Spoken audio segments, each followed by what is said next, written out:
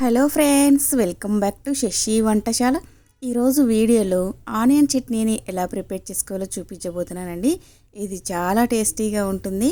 ఈ ఆనియన్ చట్నీ రైస్లోకే కాదండి, ఇడ్లీ, దోశ, ఏ బ్రేక్ఫాస్ట్లోకైనా టేస్ట్ చాలా బాగుంటుందండి. ఇది చాలా సింపుల్గా ప్రిపేర్ చేసుకోవచ్చు.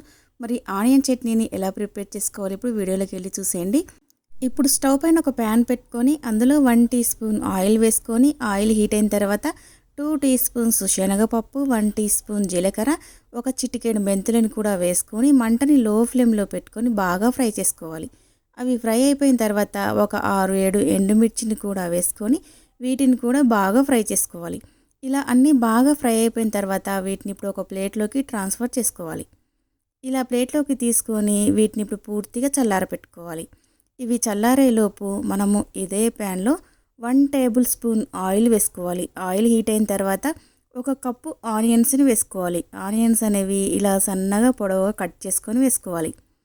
ఆనియన్స్ వేసుకొని మంటని మీడియం ఫ్లేమ్లో పెట్టుకొని వీటిని బాగా ఫ్రై చేసుకోవాలి. ఆనియన్స్ అనేవి మరి ఎక్కువ క్రిస్పీగా ఫ్రై చేసుకోవద్దండి. ఒక 50% వరకు ఫ్రై చేసుకుంటే సరిపోతుంది. ఇలా ఆనియన్స్ 50% ఫ్రై అయిపోయిన తర్వాత దీంట్లో మనం ముందుగానే చింతపండు నానబెట్టుకోవాలండి. ఒక చిన్న నిమ్మకాయ సైజ్ అంత చింతపండు నానబెట్టుకొని ఇందులో యాడ్ చేసుకోవాలి. ఇలా చింతపండు వేసుకున్న తర్వాత మంటని లో ఫ్లేమ్లో పెట్టుకొని 1 నిమిషం పాటు ఫ్రై చేసుకోవాలి. ఇలా చింతపండు అంతా బాగా ఫ్రై అయిపోయిన తర్వాత ఇందులో 1 టీ స్పూన్ పసుపుని వేసుకోవాలి. ఇలా పసుపు వేసుకొని ఒక అర నిమిషం పాటు మంటని లో ఫ్లేమ్లో పెట్టుకొని ఫ్రై చేసుకోవాలి.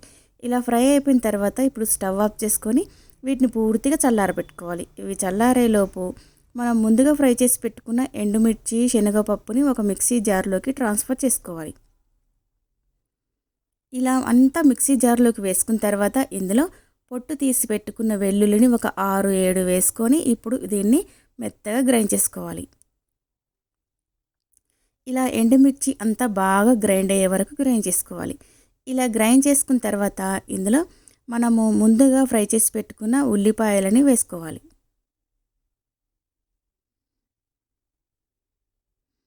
ఇలా ఉల్లిపాయలన్నీ మిక్సీ జార్లోకి వేసుకున్న తర్వాత ఇందులో మనం ముందుగా చింతపండు నానబెట్టి పెట్టుకున్న వాటర్ని యాడ్ చేసుకోవాలి. వేసుకున్న తర్వాత దీన్ని మెత్తగా గ్రైండ్ చేసుకోవాలి. గ్రైండ్ చేసుకున్న తర్వాత ఇందులో రుచికి సరిపడినంత ఉప్పు వేసుకొని కొద్దిగా వాటర్ని యాడ్ చేసి మళ్ళీ ఒకసారి మెత్తగా గ్రైండ్ చేసుకోవాలి. ఇప్పుడు మనకి ఉల్లిపాయ చట్నీ రెడీ అయిపోయింది. దీంట్లోకి ఇప్పుడు మనం పోపుని ప్రిపేర్ చేసుకుందాం. స్టవ్ పైన ఒక ప్యాన్ పెట్టుకొని అందులో 1 టేబుల్ స్పూన్ ఆయిల్ వేసుకొని అది వేడైన తర్వాత 1 టీ స్పూన్ శనగపప్పు, 1 టీ స్పూన్ జీలకర్ర, 1 టీ స్పూన్ ఆవాలు, 1 టీ స్పూన్ వెల్లుల్లిని కూడా వేసుకొని ఫ్రై చేసుకోవాలి. అదేవిధంగా కొంచెం కరివేపాకును కూడా యాడ్ చేసుకొని వీటన్నిటిని బాగా ఫ్రై చేసుకోవాలి. ఇలా పోపు అంతా బాగా ఫ్రై అయిపోయిన తర్వాత ఇప్పుడు దీన్ని మనం ముందుగా గ్రైండ్ చేసి పెట్టుకున్న ఉల్లిపాయ చట్నీలోకి యాడ్ చేసుకోవాలి. ఇప్పుడు ఈ పోపు అంతా బాగా కలిసే విధంగా కలుపుకోవాలి. అంతేనండి, ఎంతో టేస్టీగా ఉండే ఆనియన్ చట్నీ రెడీ అయిపోయింది. ఇలా సింపుల్గా టేస్టీగా మీరు ఒకసారి తప్పకుండా ట్రై చేయండి ఫ్రెండ్స్, మీకు తప్పకుండా నచ్చుతుంది. అంతేనండి, 1 కప్పు ఆనియన్స్తోని ఇలా టేస్టీగా సింపుల్గా ఆనియన్ చట్నీని ప్రిపేర్ చేసుకోవచ్చండి. మరి మీకు ఈ వీడియో నచ్చితే తప్పకుండా లైక్ చేసి మీ ఫ్రెండ్స్కి, రిలేటివ్స్కి షేర్ చేయండి. నా ఛానల్ని ఎవరైనా ఫస్ట్ టైం చూస్తున్నట్లయితే సబ్స్క్రైబ్ చేసుకోండి. Thank you for watching.